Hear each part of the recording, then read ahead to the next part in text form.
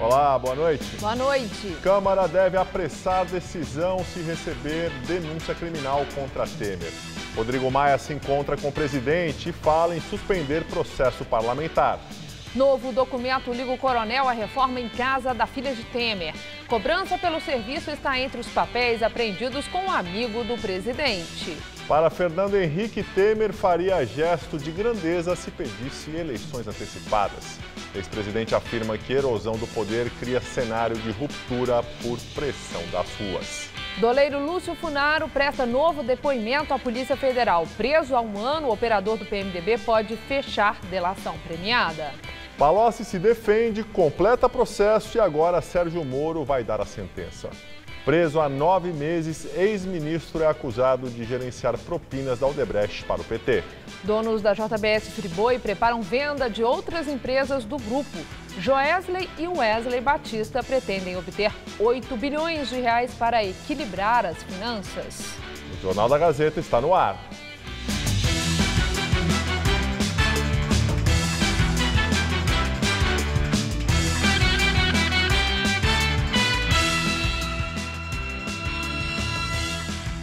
Tradicionais no feriado de Corpus Christi, os tapetes coloridos foram montados em diversos pontos da Grande São Paulo. Na região central, 1,5 tonelada de sal grosso foi utilizada para confeccionar o tapete da Praça da Sé.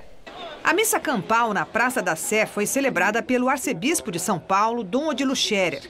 Para os católicos, o Corpus Christi, 40 dias depois da Páscoa, é o momento de festejar a Eucaristia, rito instituído pela última ceia, quando Jesus consagrou o pão e o vinho.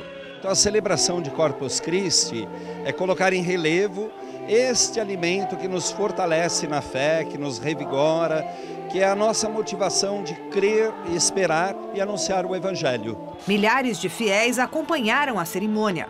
É uma emoção muito grande a gente celebrar o corpo e o sangue de Cristo, que é o Corpus Christi. O povo significa fé, confiança, esperança. Eu gosto de estar aqui neste meio. A celebração de Corpus Christi surgiu na Idade Média, a partir das visões que uma freira dizia ter com Cristo. Pouco tempo depois, o ritual foi incluído no calendário da Igreja Católica. A tradição de enfeitar as ruas com tapetes coloridos veio junto. Chegou ao Brasil com os portugueses na época da colonização. 1.500 quilos de sal grosso tingidos foram usados para fazer os desenhos que remetem ao Evangelho. O tapete de 30 metros, aos pés da catedral, é confeccionado pelo 3º ano consecutivo, para resgatar no centro da capital um costume que prevalece no interior, especialmente na região sudeste do país. Neste ano foi feito por ex-moradores de rua, acolhidos por comunidades religiosas. Rafael é um deles. Recebeu ajuda para deixar as drogas. Ele conta que o trabalho dos 30 voluntários começou durante a noite de ontem e foi até às 3 da manhã, quando o tapete ficou pronto. Eu fiquei muito feliz, estou ajudando a festa, contribuir, achei muito legal. Valeu a pena ter acordado tão cedo? Valeu a pena, graças a Deus. Depois da missa, a procissão com a hóstia consagrada seguiu pelas ruas do centro, até o Largo de Santa Efigênia.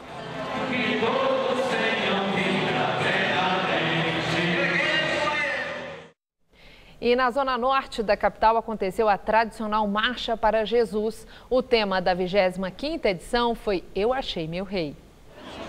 A caminhada começou na Estação Luz do metrô pontualmente às 10 horas e lotou as ruas da cidade. Ao som de louvores, a multidão foi conduzida por 8 trios elétricos em direção à Praça Heróis da FEB, Força Expedicionária Brasileira, em um trajeto de aproximadamente 4 quilômetros. Segundo os organizadores, mais de 6.000 caravanas de diversos estados brasileiros, incluindo Rio de Janeiro, Bahia, Piauí, Santa Catarina, Minas Gerais, Amazonas, Rondônia, Goiás, Rio Grande do Norte, Paraná e Rio Grande do Sul, marcaram presença na manifestação. Também vieram representantes cristãos do México, Portugal, Argentina, Paraguai, Israel, Estados Unidos, Índia, Nova Zelândia e de dezenas de países da África. Após a marcha, começaram os shows de música gospel.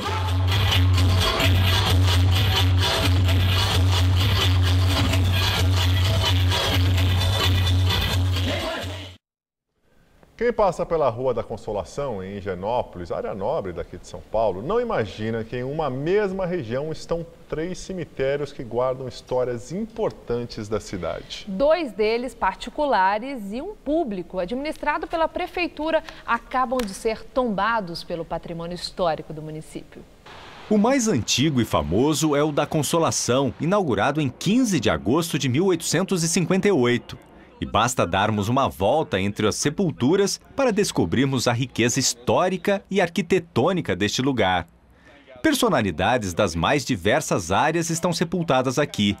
Entre elas, a Marquesa de Santos, o escritor Monteiro Lobato, o arquiteto Ramos de Azevedo e o presidente da República Campos Salles. Outros túmulos nem tão conhecidos também guardam boas histórias, como a do jornalista Joaquim Roberto de Azevedo Marques, que criou o primeiro jornal diário da cidade de São Paulo, o Correio Paulistano. E o da família de Maria Zélia, que morreu aos 16 anos de idade, filha de um famoso industrial, George Street. Ela deu nome à Vila de Operários Maria Zélia, na zona leste da capital. Ao contrário do que muita gente pensa, ainda é possível ser sepultado no cemitério da Consolação. O valor do jazigo é de quase R$5 mil o metro quadrado. É uma concessão, que é um espaço que o poder público dá para a família por tempo indeterminado. E ela só perde em 2 situações, ou por devolução ou por deixar o túmulo em estado de abandono. E hoje nós temos aqui cerca de 60 concessões que estão à disposição das famílias. Outro cemitério que foi tombado é o da Ordem Terceira Nossa Senhora do Carmo, inaugurado em 1868. O terreno foi cedido pela Câmara Municipal à Irmandade, que construiu o cemitério particular. Ao lado dele está o cemitério dos Protestantes, que também é particular, e foi fundado em 1844. Dona Selma, que administra o local há 30 anos, conta que o terreno foi doado após o fechamento do cemitério dos Estrangeiros, que ficava na rua São Caetano, no centro da cidade, e foi extinto para a construção da Avenida Tiradentes. A Igreja Católica não admitia que não católicos fossem sepultados juntos, né? Então, mas tinha tantos imigrantes em São Paulo que também precisavam um dia ser sepultados, né? E agora é absolutamente um cemitério ecumênico, aberto para todos. Entre os ilustres sepultados aqui estão o esportista paulistano Charles Miller, considerado o introdutor do futebol no Brasil, e a pintora modernista Anita Malfatti. Uma das curiosidades aqui do cemitério dos Protestantes é que, por onde a gente anda, encontramos árvores frutíferas que foram plantadas pelos próprios funcionários. E tudo começou com uma goiabeira que surgiu entre as sepulturas. Hoje, são 28 espécies, que deixam o lugar ainda mais especial. Começou com uma semente que o passarinho soltou uma goiabeira, e vimos que dava certo, então fomos plantando mais e mais. Não é nem mais um cemitério jardim, já é um cemitério pombar.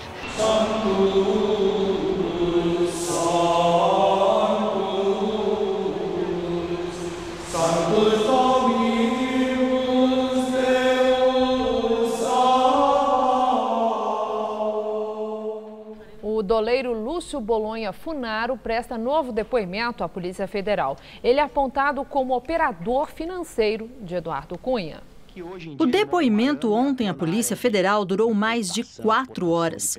Esse é o segundo depoimento do doleiro em um mês, necessário, segundo a PF, para esclarecer pontos incompletos. Na ocasião, Lúcio Funaro disse que o ex-articulador político de Temer, o ex-ministro Gedel Vieira, do PMDB, o sondou para saber se ele iria mesmo fechar acordo de delação premiada. De acordo com Lúcio Funaro, Gedel, um dos principais aliados do presidente, teria ligado várias vezes para sua mulher em busca de informações sobre os planos do doleiro. Em conversa com o presidente Temer no porão do Jaburu em 7 de março, o empresário Joesley Batista, da JBS Friboi, disse que estava pagando mesadas a Funaro e ao ex-presidente da Câmara, Eduardo Cunha, para que os dois não fizessem delação. Na conversa, que foi gravada por Joesley, Temer teria dito: "Tem que manter isso, viu?" Em sua delação, Joesley disse que Gedel era o intermediário da JBS Friboi com o governo e foi substituído após pedir demissão em novembro pelo ex-assessor de Temer, Rodrigo Rocha Loures, também do PMDB. Desde junho do ano passado, Lúcio Funaro está detido no complexo da Papuda, em Brasília. Ele é acusado de ser o operador financeiro de Eduardo Cunha. O doleiro é suspeito ainda de ter intermediado um repasse de 4 milhões da Odebrecht para um grupo de políticos do PMDB próximos a Temer. Parte do dinheiro teria sido entregue por Funaro no escritório de advocacia de José Yunes, ex-assessor e amigo pessoal de Temer. Yunes deixou o cargo em dezembro do ano passado após vir a público a delação de Cláudio Melo Filho, ex-diretor de Relações Institucionais da Odebrecht. Os 4 milhões de reais faziam parte de um total de 10 milhões acertados em um jantar oferecido por Temer a Marcelo Odebrecht, ex-presidente da empreiteira, no Palácio Jaburu, na campanha eleitoral de 2014. O presidente nega qualquer irregularidade e diz que todas as doações foram registradas na Justiça Eleitoral.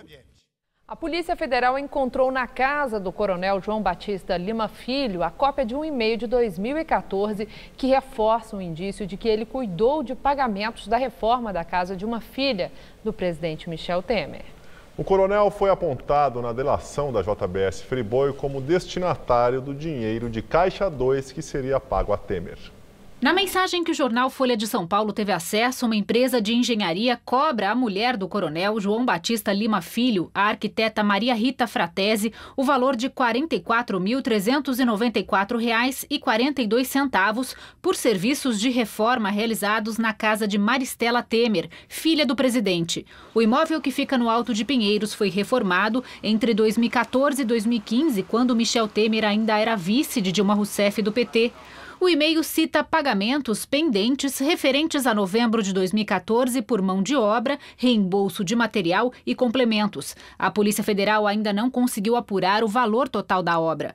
O coronel, amigo de longa data do presidente, é investigado no inquérito aberto após a delação premiada da JBS Friboi à Procuradoria-Geral da República. Segundo o ex-executivo do grupo, Ricardo Saldi, na campanha de 2014, o PT repassou 15 milhões de Caixa 2 ao então vice-presidente para serem distribuídos no PMDB. Temer teria ficado com R$ 1 milhão para si e ordenado que o dinheiro fosse entregue ao coronel. Os documentos que relacionam Lima Filho à obra na casa da filha de Temer foram apreendidos na residência e na empresa de arquitetura e engenharia dele em São Paulo, a Argeplan, durante a Operação Patmos, deflagrada a partir das delações da JBS. Questionada pela Folha de São Paulo, a assessoria do presidente Michel Temer não respondeu por que o coronel Lima Filho cuidou dos pagamentos da reforma da casa da filha do presidente. Apenas afirmou que, na época da reforma, Maristela Temer tinha recursos para custear a obra. O coronel não quis se pronunciar. O presidente Michel Temer passou esta quinta-feira de feriado na residência oficial do Palácio do Jaburu, em Brasília. Ele se reuniu com aliados, como o ministro Moreira Franco, da Secretaria-Geral, e o presidente da Câmara dos Deputados, Rodrigo Maia. A equipe do presidente se prepara para a denúncia que deve ser apresentada na semana que vem ao Supremo Tribunal Federal pelo Procurador-Geral da República, Rodrigo Janot. A Polícia Federal tem até segunda-feira para concluir o inquérito que investiga o presidente com base no acordo de colaboração premiada dos irmãos Batista. Para que Temer seja julgado pelo STF, a Constituição estabelece que primeiro a Câmara dos Deputados deve autorizar a abertura do processo. O Planalto precisa garantir o apoio de pelo menos 172 parlamentares para barrar a denúncia. O presidente da Casa, Rodrigo Maia, do DEM, disse que pretende abrir essa votação o mais rápido possível e sinalizou, inclusive, que pode adiar o recesso parlamentar de julho. A pressa seria uma forma do governo garantir os votos necessários e não ser surpreendido com fatos novos das investigações. Ex-presidente Fernando Henrique Cardoso sugere que antecipação de eleições seria gesto de grandeza de Michel Temer. A posição de FHC consta em uma nota encaminhada ao jornal O Globo na manhã de hoje. O ex-presidente afirmou que mudou de opinião de que seria um golpe a convocação de eleições antes do término do mandato de Temer em 2018. No texto, ele diz que sua percepção sobre a situação política do Brasil tem sofrido abalos fortes. Para Fernando Henrique, falta legitimidade a Temer para governar e o país vive um tipo de anomia, que é a ausência de lei ou regras. Essa mudança de opinião de FHC vem no momento em que o PSDB, o partido do ex-presidente, se encontra dividido e sob o risco de não ser uma alternativa eleitoral competitiva para 2018. Para que haja eleições antecipadas, é preciso que uma PEC, a proposta de emenda constitucional, mude a Constituição no Congresso. E agora o comentário de Josias de Souza, direto de Brasília. Ele fala sobre as últimas declarações do ex-presidente Fernando Henrique Cardoso. 3 dias depois que o PSDB renovou seu apoio a Michel Temer, Fernando Henrique Cardoso, presidente de honra dos tucanos, defende a antecipação das eleições gerais. Há menos de um mês, a FHC dizia que antecipar eleições, uma bandeira do PT, seria um golpe. Mas o líder máximo do tucanato mudou de ideia. Ele agora avalia que, pelo andar da carruagem, pode haver uma erosão do poder, que levará as ruas a exigirem a antecipação do voto. Está difícil de entender. O PSDB ameaçou desembarcar do governo, terminou confirmando o casamento com um presidente prestes a ser denunciado por corrupção, cujo staff político é composto de presos ou investigados. FHC apoiou essa decisão. Agora, diz que preferiria atravessar a Pinguela, mas se ela continuar quebrando, será melhor atravessar o rio a nado.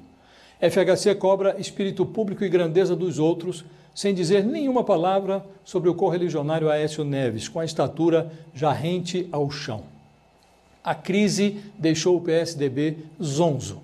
Hegel, um autor que a FHC aprecia muito, certa vez comparou a filosofia com a coruja da deusa Minerva, que carrega toda a sabedoria do mundo, mas só voa ao anoitecer, depois que tudo já aconteceu. No fundo, os tucanos estão virando corujas inúteis. Podendo mudar a conjuntura, preferem se especializar na lamentação depois do fato. Boa noite. O feriado foi de tempo firme aqui em São Paulo, mas as temperaturas, como já estava previsto, não subiram muito. A máxima à tarde chegou aos 21 graus. E agora à noite faz 17 graus aqui na cidade. Então vamos ver os detalhes, como fica o tempo amanhã no Brasil e no estado de São Paulo, com Mariana Armentano.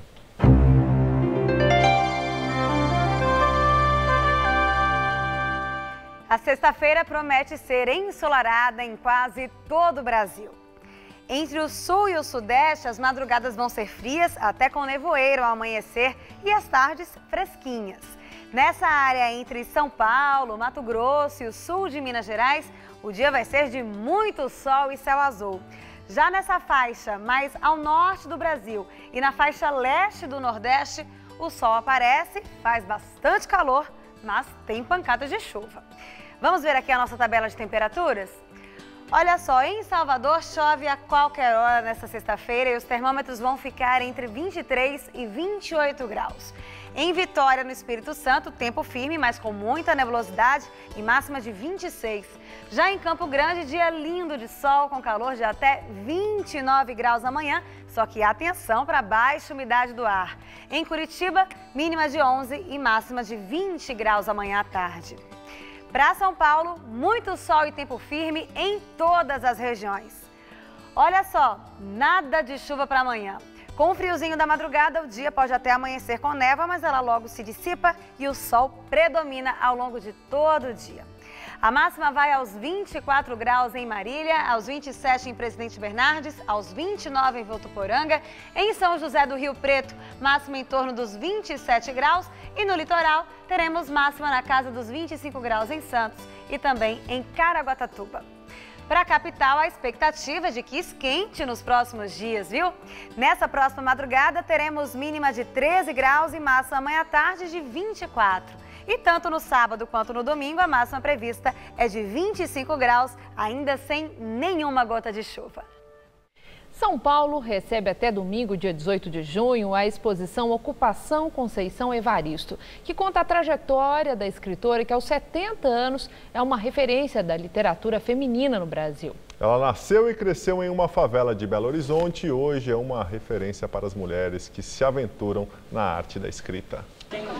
Demorou. Só agora, aos 70 anos, 6 livros publicados, um prêmio Jabuti na categoria Contos, que Conceição Evaristo se sente reconhecida.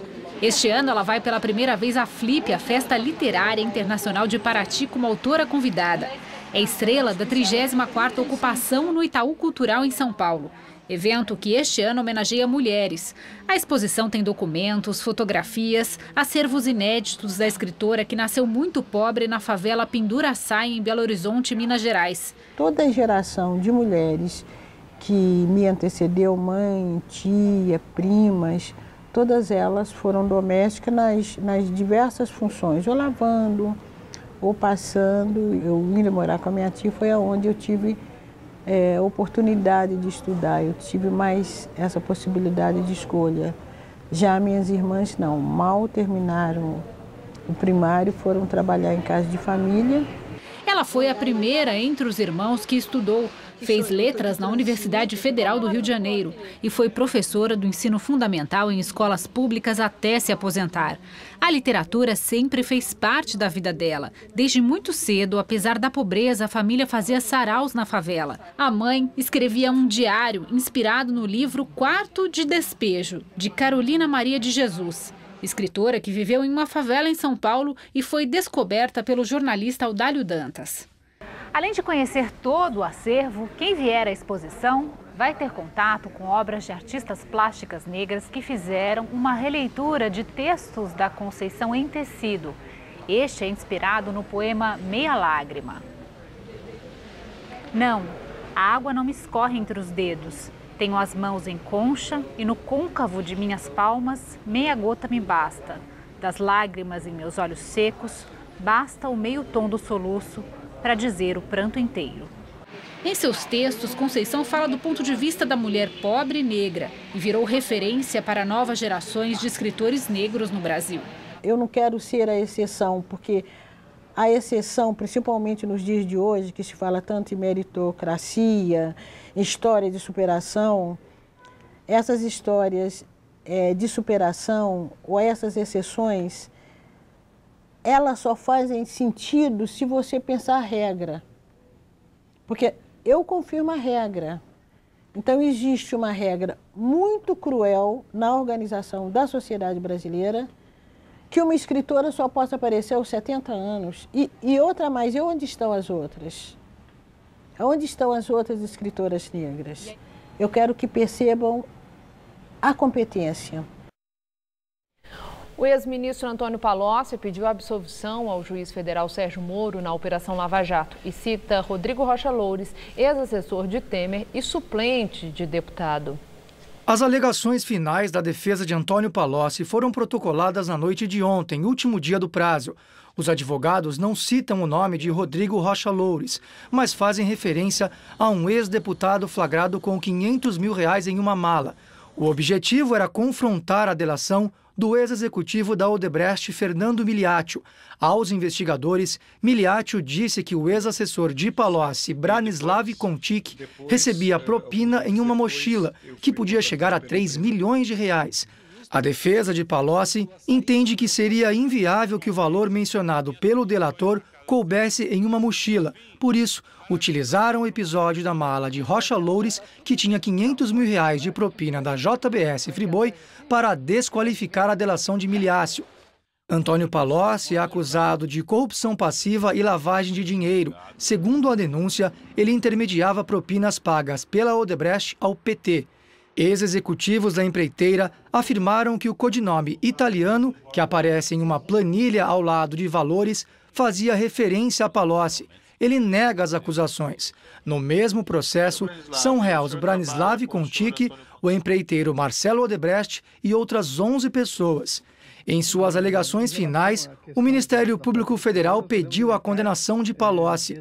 A força-tarefa da Lava Jato cobra dos acusados R$32 milhões, valor correspondente à suposta propina paga pela empreiteira Odebrecht por contratos de fornecimento de sondas com a Petrobras. Com as alegações finais entregues, a ação penal contra Palocci está pronta para a sentença do juiz Sérgio Moro.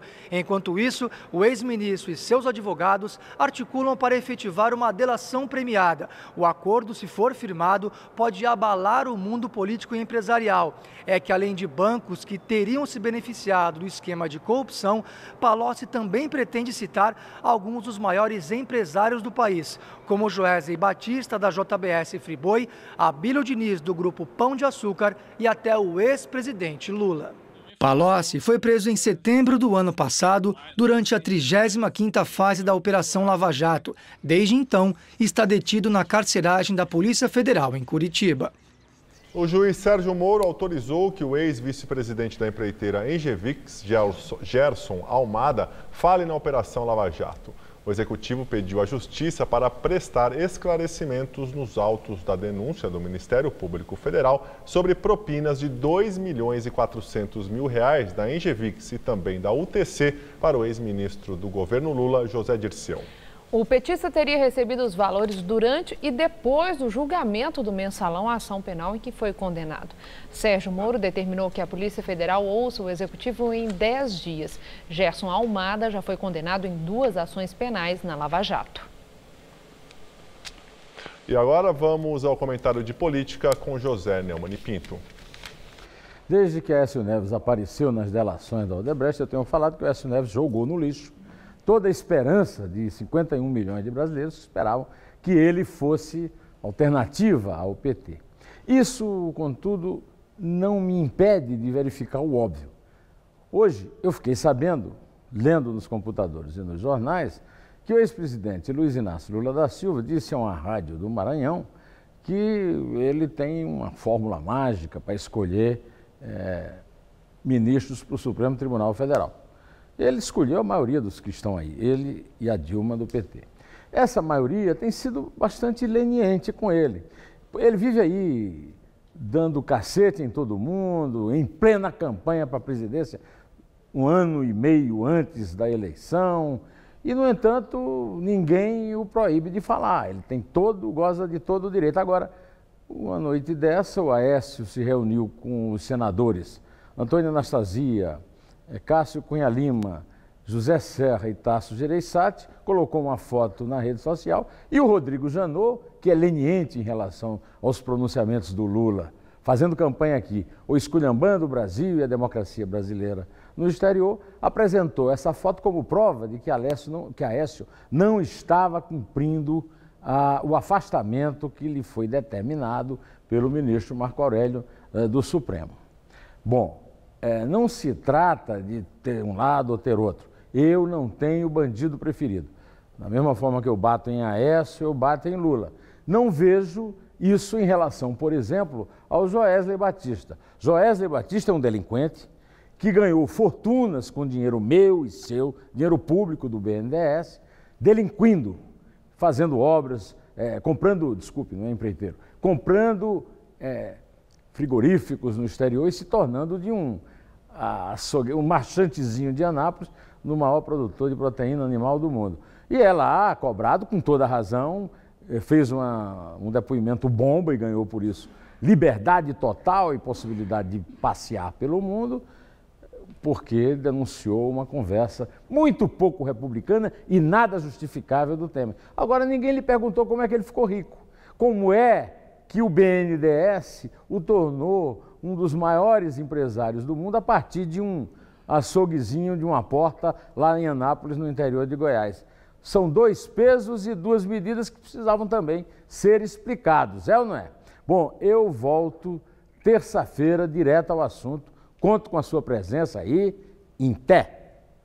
E ainda no Jornal da Gazeta, Maria Lídia Flandre entrevista o deputado estadual José Américo, do PT, sobre a crise política. Os brasileiros estão vivendo mais. A expectativa de vida no país atualmente já passa dos 75 anos. Pois é, mas não adianta viver muito sem qualidade de vida. E é por isso o interesse por atividades físicas e uma alimentação melhor tem crescido entre os idosos. Agora vai lá na Aula de pilates antes das 9 horas da manhã, 2 vezes na semana. Aos 63 anos, Zilda pratica atividade física há quase 20. Acho que fez muito bem para minha cabeça. Eu estado de espírito, sou mais ágil, tenho mais coordenação. E ela não tá sozinha, não. Depois de tanto insistir, conseguiu arrastar o maridão, José Carolino, de 65 anos. Um ajuda o outro. Principalmente ela é mais disposta do que eu. Aí ela me incentiva e eu venho.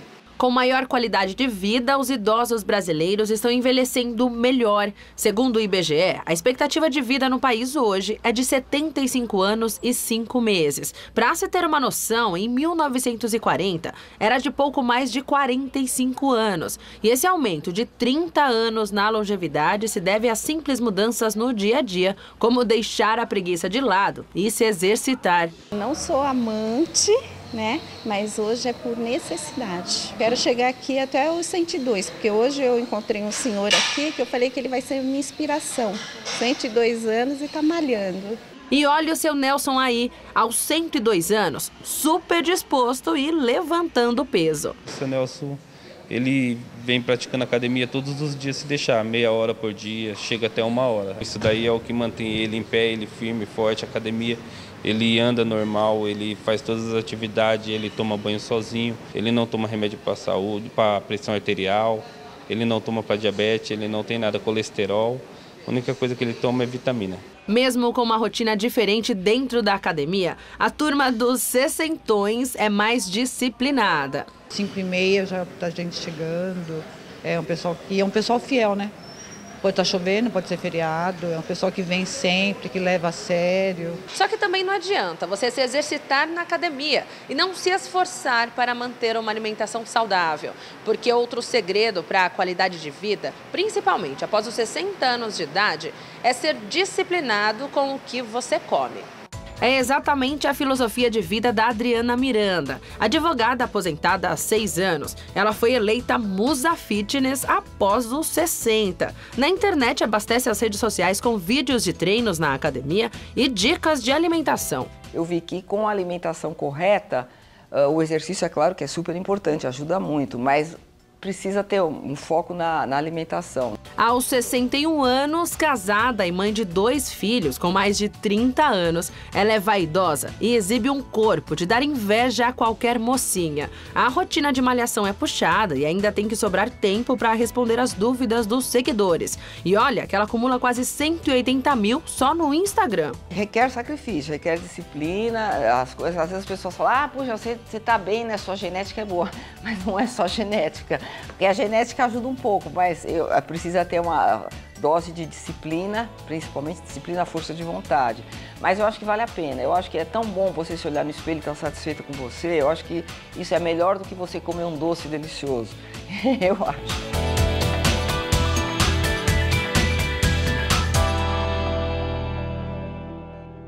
Em Londres, sobe para 17 o número de mortos no incêndio no prédio residencial na madrugada da última terça-feira. Segundo a polícia, o número de vítimas deve aumentar nos próximos dias, enquanto os bombeiros iniciam as inspeções pelos 24 andares da construção. E apesar de não ter uma lista oficial de desaparecidos, segundo os sobreviventes, pelo menos 24 pessoas que moravam no prédio ainda não foram encontradas. A polícia já abriu um inquérito criminal sobre o episódio e disse que não há indícios de que o incêndio tenha relação com o terrorismo. Nessa quinta, a primeira-ministra britânica Theresa May visitou o local e prometeu uma investigação adequada sobre as causas do incêndio.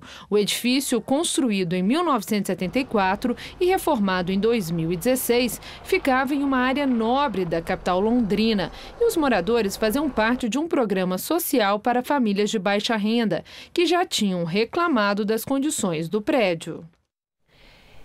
E a polícia confirmou agora há pouco a identificação de 6 das 17 vítimas do incêndio de Londres. Todos eles foram encontrados do lado de fora do prédio. Segundo os serviços de emergência, outros 11 corpos foram localizados por bombeiros nos escombros e serão levados para reconhecimento.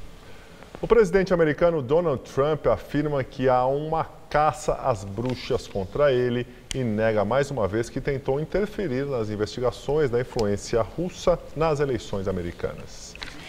Trump afirmou em seu Twitter que a acusação de obstrução de justiça faz parte de mais um esforço vazio de tentar ligar sua gestão aos russos. Segundo o jornal The Washington Post, essa suspeita já estaria sendo investigada pelo Departamento de Justiça do país.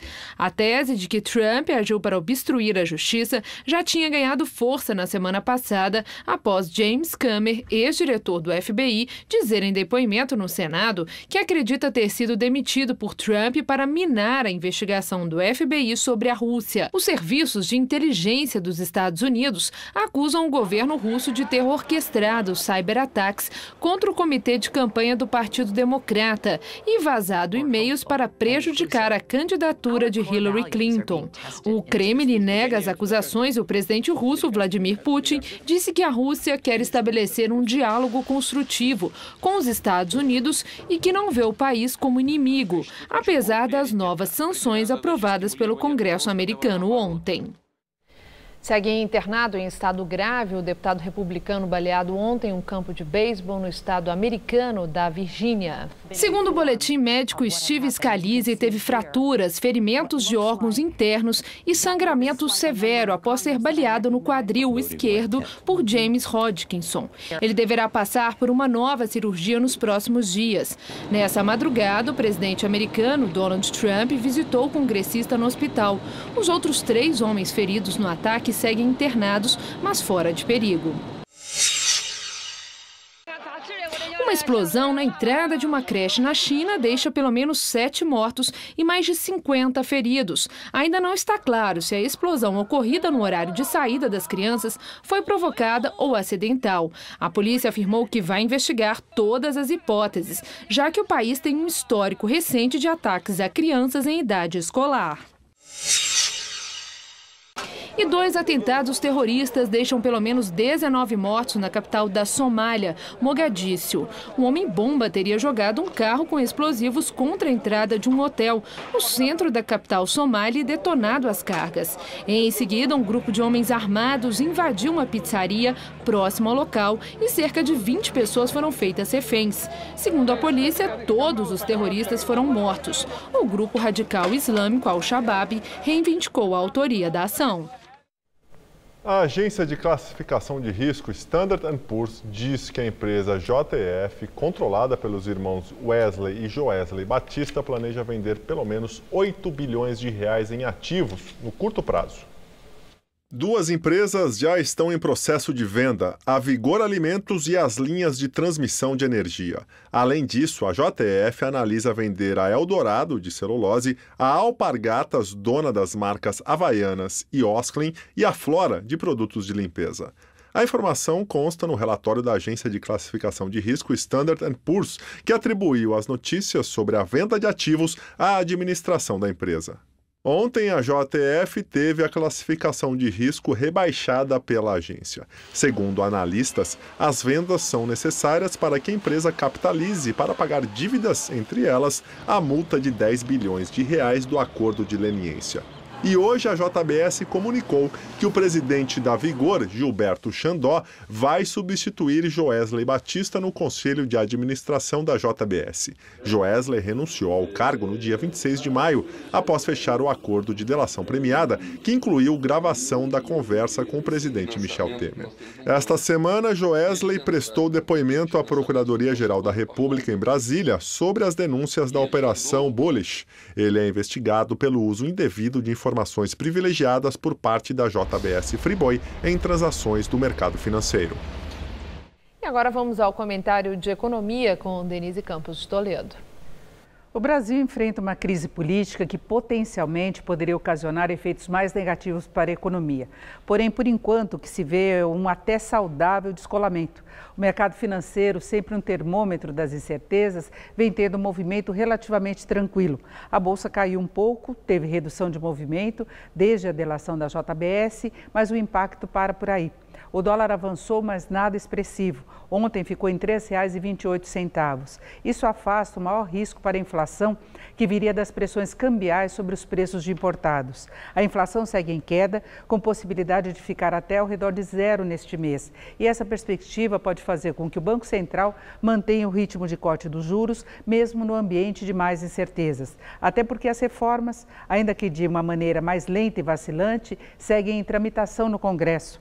A atividade tem apresentado sinais de reação, como o comércio e serviços em abril, que reforçam a ideia de recuperação gradual.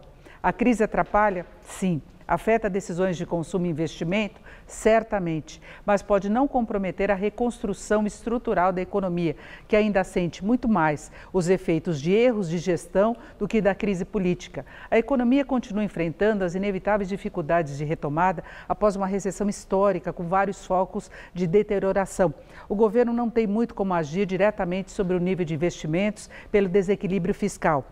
Não se vê uma reação mais rápida do consumo por fatores como o desemprego e o endividamento elevados. Mas se houver mesmo um certo descolamento da crise política, a atividade econômica pode seguir em recuperação, ainda que leve um tempo maior para produzir resultados mais efetivos e perceptíveis. E é bom que haja um descolamento mesmo, porque as indicações são de crise política prolongada. Ainda tem muita coisa para sair das investigações e delações. Eu volto na segunda. Até lá. Atletas da Zona Leste de São Paulo unem forças por um sonho em comum, ser um boxeador profissional. As histórias dos jovens viraram até um documentário que pretende dar visibilidade aos esportistas.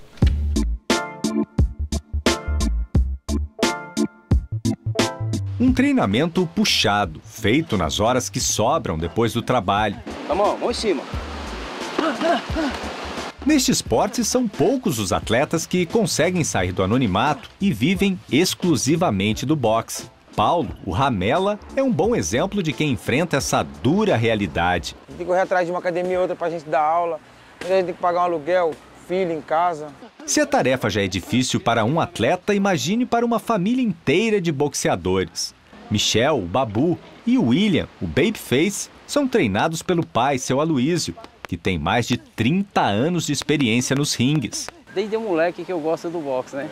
Então eu treinava e eu levava meus meninos para academia, não era lutador, mas eles começaram a acompanhar, desde os 8 anos eles começaram e estamos aí, estamos na luta até hoje aí, né? É difícil, não tem patrocínio, não tem incentivo, mas a gente vamos que vamos, né? Os dois irmãos já estão num patamar à frente de outros boxeadores, inclusive com lutas fora do país. Mas nem por isso encontram menos dificuldades. A gente vai se virando, né? No caso, eu e meu irmão, a gente dá aula, né? Para poder tirar o sustento da nossa família. Durante o dia ainda temos que arrumar tempo para treinar 2 vezes por dia, porque os atletas de alto nível treinam 2 vezes por dia ou 3. O sonho é chegar no limite, né? Que é ser campeão mundial. E a história de vida desses atletas acabou se transformando num documentário que retrata o dia a dia dos boxeadores aqui da Zona Leste de São Paulo. Neste roteiro, as dificuldades, a dedicação ao esporte e também a superação. São atletas de nível internacional e que não desistem dos seus sonhos. Vou treinar, ficar pronto. Quando me chamar, eu vou apresentar o meu trabalho. A ideia de fazer o filme foi do Diego, irmão de Benedito Neto, também boxeador. Foram 6 meses desde o início do projeto até a conclusão do documentário, batizado de Box ZL. Eu observei que os olhares não estavam para esse esporte. E a gente poderia conseguir direcionar alguns olhares para esses atletas que se dedicam tanto, com amor ao esporte, e que estão sem voz. Benê, o terrível como é chamado nos ringues, conta no filme um pouco da sua trajetória e a luta para se manter neste esporte, onde é preciso aprender a apanhar, mas também a bater duro. O interesse pelo boxe começou aos 15 anos. Hoje, com 27, o Super Pena carrega um currículo invejável. Eu fiz 38 lutas com o amador, perdi 3 lutas. Ganhei 2 lutas por ponto, o resto foi tudo nocaute. E no profissional tenho 7 lutas, 7 vitórias e 5 vitórias por nocaute. Apesar do bom desempenho, o que não faltam são obstáculos. É o boxe, ensinando que na vida se aprende muito com o esporte. Eu tenho um sentimento que, graças a Deus, eu passei por tudo isso na minha vida. Porque Deus me fez um homem forte.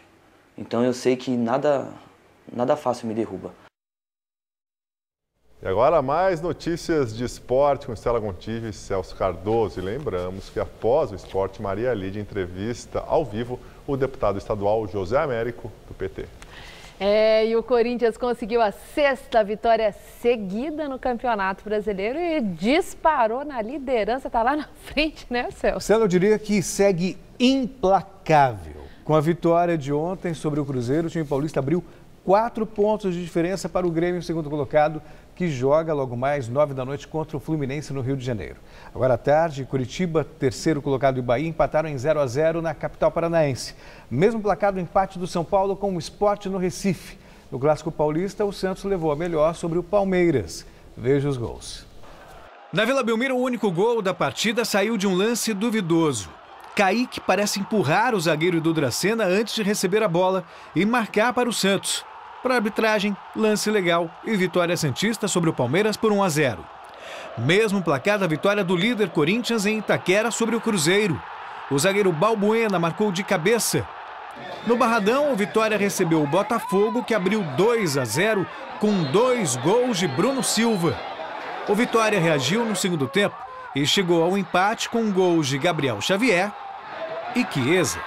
2-2 placar final. Em Goiânia, o Atlético Goianiense derrotou o Avaí por 3-1 e deixou a zona do rebaixamento. O time catarinense está na penúltima colocação. Em situação delicada também está o Atlético Mineiro, derrotado em casa pelo Atlético Paranaense. Felipe Santana falhou feio e Sid Clay não desperdiçou. Agora, ambas as equipes estão no Z4 da competição. Na inauguração da Ilha do Urubu, a nova casa do Flamengo, o time carioca bateu a Ponte Preta.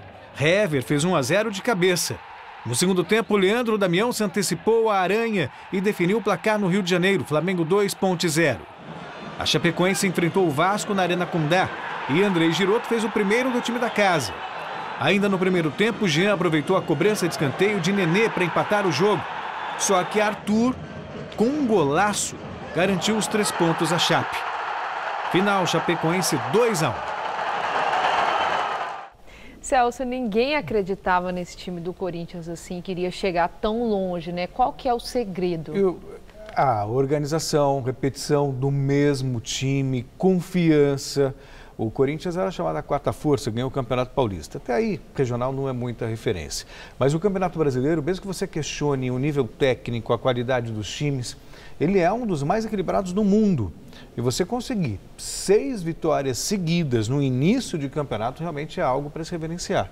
O Corinthians está confiante, está organizado e de 4ª força hoje ele é candidato ao título. Mas tem muito chão ainda pela frente. Quem vai brigar ali, você acredita? Mesmo tendo muito chão em princípio, o Grêmio. O Grêmio que joga hoje com o Fluminense está 4 pontos atrás. Tá se conseguir uma performance parecida com o do Corinthians, de vitórias fora de casa, se vencer hoje, por exemplo, diminui para 1 ponto, convenhamos, 1 ponto não é nada.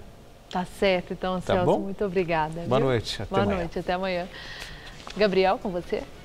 A seguir, Maria Lídia Flândoli entrevista o deputado estadual pelo PT, José Américo. Até já. Quem já quis tentar algo novo? Quem já se sentiu pequeno?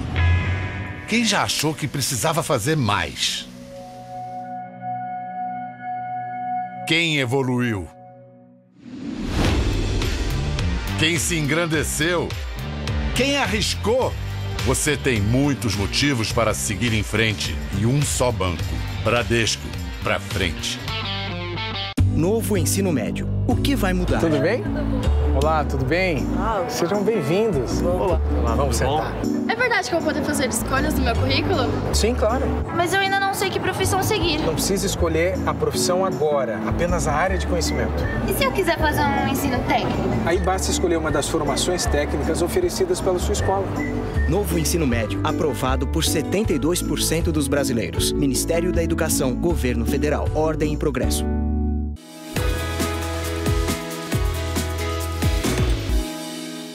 Eu não tenho dúvidas de que quando você estuda, você se aprofunda, você cria novos debates, isso agrega muito no seu dia a dia. Você começa a simular problemas em sala de aula e isso faz toda a diferença. A gente nunca sabe o que vai acontecer no futuro, então quanto mais preparado a gente estiver, melhor. Eu escolhi a Casper Libero pela tradição, pela localização. A Avenida Paulista facilita muito, então eu acho que a Casper tem um nome no mercado, tem uma credibilidade, professores de excelente nível e isso te agrega tanto que é uma satisfação incrível pra gente. Por isso, eu sou Casper. Somos todos Casper.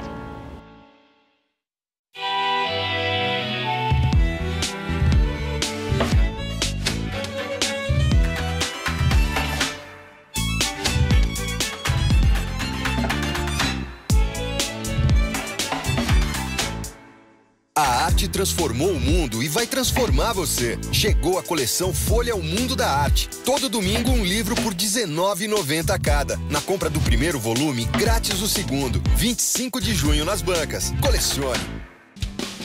Quer ficar por dentro de tudo que rolou no Brasileirão? Então não percam Mesa Redonda deste domingo. Confira de perto os lances e as polêmicas que agitaram a rodada, com os comentários especiais dos técnicos Fernando Diniz e Antônio Carlos Zago.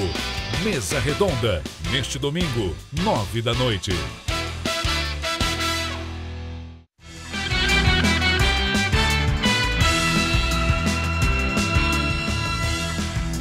Os desafios do PT sob nova direção na entrevista do dia com Maria Lídia Flânoli.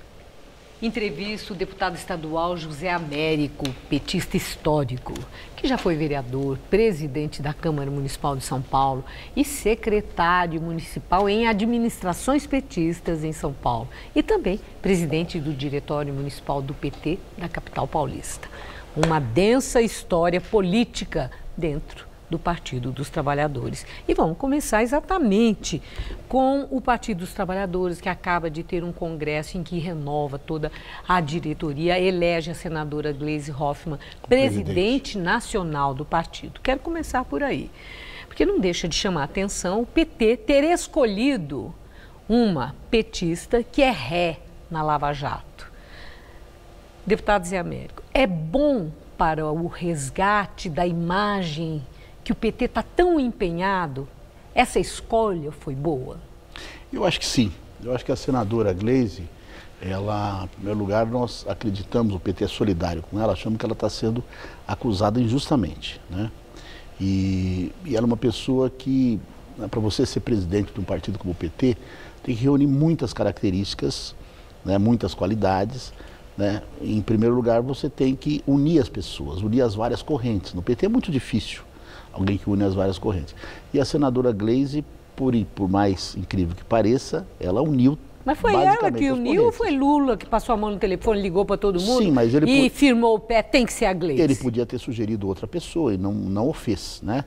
O Lula nem era tão próximo da Gleisi assim. Não, eu falo pela questão da liderança. Exatamente. Quer dizer, não é uma conquista dela, mas é o Lula que decidiu. O Lula propôs que ela fosse candidata, consultou todas as correntes, né, e viu que ela poderia obter maioria. Então, por isso que ele propôs ela, senão ele teria que ter proposto outra pessoa. O Lula já em alguns outros momentos, ele tentou viabilizar um dirigente e acabou desistindo porque ele não reunia as condições de ter maioria. Então a Gleisi, ela reuniu essas condições, a minha tendência, a minha corrente foi uma das que apoiou a Gleisi. No começo não, né? Não, no começo não. Nós apoiávamos o Lindbergh, né, uma parte grande. Optei, né? É a sua corrente, exatamente. Optei. Nós apoiávamos o Lindbergh nos comunicou que não ia disputar com a Gleisi, né? Que ele ia retirar a candidatura dele.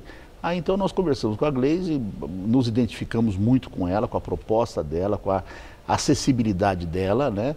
E então passamos a apoiar a Gleisi. E depois, né, fomos surpreendidos que o Lindbergh, essas coisas acontecem, ele resolveu manter a candidatura até o fim, mas enfim. Né? Mas não levou. Mas não muito levou, bem. Né? Agora, Zé Américo, o deputado é homem de partido. Perfeito. Né? Então, essa sua lealdade em explicar aí a razão da escolha, fica muito claro, né, da posição. O partido decidiu, então nós estamos com a nova presidente e também com as deliberações. Nós votamos nela. No caso da Gleisi, nós votamos nela. O grupo OPT, a corrente, acabou votando nela, que mostra isso, esse perfil de lealdade, de questão de ordem dentro do partido e tal, resultou na presidência, na nova presidência de Gleisi Hoffmann. Muito bem. Uma outra questão nesse congresso que chama atenção foi a posição pelas diretas já, antecipação da eleição presidencial. Exatamente. No PT, é isso exatamente que vocês querem? Ou existe uma ideia de que o melhor mesmo é que Temer continue, que aí se ganhe tempo, porque ele vai numa fragilização progressiva de poder político, o que torna muito mais fácil a disputa eleitoral em 2018? A gente não faz esse raciocínio, porque esse raciocínio poderia até nos beneficiar eleitoralmente, mas vai fazer muito mal ao Brasil. Então hoje, inclusive, no dia de hoje, o nosso líder na Câmara, Carlos Zaratini, colocou a posição do PT, que a posição do PT é inequívoca. Nós queremos antecipação das eleições para 2017, eleições gerais, né, de deputados, de senadores, etc., para que a gente possa, digamos assim, resolver o impasse do Brasil. O impasse do Brasil se resolve com um presidente com legitimidade. Porque sem legitimidade é muito difícil alguém fazer as mudanças que o Brasil precisa. Mas tem um detalhe. Vai fazer essas que estão aí. Temer está lá, o TSE decidiu pela absolvição da chapa Dilma Temer, ele continua lá, subscrito pelo Tribunal Superior Eleitoral naquela ação, muito bem. E se porventura, ou desventura dele, né, ele cair, o preceito constitucional é que haja a eleição indireta pelo Congresso Nacional. O PT vai participar, apresenta candidato numa eleição indireta, seguindo o que a Constituição manda? O Congresso do PT tirou o seguinte: nós não vamos participar de eleição indireta. Não vão? Não vamos participar. Se por acaso o Temer cair e não passar a nossa proposta de emenda constitucional para fazer eleição direta no Brasil, então nós vamos acompanhar, mas não vamos participar. O PT não vai lançar candidato, não vai apoiar ninguém. Essa foi a posição que nós tiramos no Congresso para deixar de forma inequívoca que nós não íamos embarcar numa eleição indireta, porque a eleição indireta ela pode funcionar no Brasil, mas não nesse momento. Nesse momento as instituições estão em crise. Nesse momento o Congresso está em crise. Uma parte grande do Congresso é acusada. É acusada pela Operação Lava Jato. Quer dizer, o PT não reconhece a legitimidade no Congresso Nacional para eleger um presidente da República na eventualidade de Temer cair. Exatamente. A gente considera que quem vai subir nem dos parlamentares do PT que estão lá? Eu acho que eles não teriam condições de se eleger, certo? Eu acho que se acontecer hoje uma eleição indireta, o bloco conservador, aquele bloco conservador que hoje está mudando a Previdência contra os trabalhadores, que está fazendo a reforma trabalhista em favor dos empresários da Fiesp, essa gente vai prevalecer, entendeu? Essa gente vai prevalecer. Eu acho que é muito ruim para o Brasil. Né? E você vai ter um presidente impopular do mesmo jeito. Então, agora, as diretas vão propiciar um presidente com popularidade para fazer aquilo que o eleitorado deseja que ele faça. Bom, fica bem clara essa posição do PT, deliberação de Congresso do último Congresso. Agora, chamou muito a atenção o fato. O PT liderou o Fora Temer desde a data do impeachment. Perfeitamente. Certo. E chamou a atenção o silêncio do PT agora com a decisão do Fica Temer pelo Tribunal Superior Eleitoral. Por que o PT não foi para as ruas? Por que o PT não reagiu? O que explica esse silêncio? Na verdade, o Temer pegou carona, né? Ele está num processo que é dirigido principalmente contra a ex-presidente Dilma Rousseff. Né? Nós achamos que a presidente Dilma Rousseff estava sendo vítima de uma injustiça. Né? Você se lembra que essa ação, quem deu entrada a essa ação é o senador Aécio Neves, que foi aí apanhado com a mão na botija. Sim. E o Aécio Neves disse, quando ele entrou com essa ação, que era só para provocar o PT. Então, também, ela tem um duplo problema, né? Eu acho, quer dizer, a Dilma já está fora. né? Eu gostaria que eles aprovassem a cassação do Temer. Bom, mas deu no que deu. Mas né? ficou uma Nós coisa, vimos o resultado. uma coisa híbrida, certo. né? Eu vou encerrar a nossa entrevista agora, o nosso tempo terminou, estou sendo aqui avisada e agradeço muito, deputado Zé Américo. Eu que agradeço sua a oportunidade. Muito obrigado, uma boa noite. Eu agradeço. Gabriel. O Jornal da Gazeta termina aqui. A edição de hoje pode ser vista no site do Jornal da Gazeta. Mais notícias em nossa edição das 10. Uma excelente noite para você. Eu volto às 10 horas e te espero. Até lá.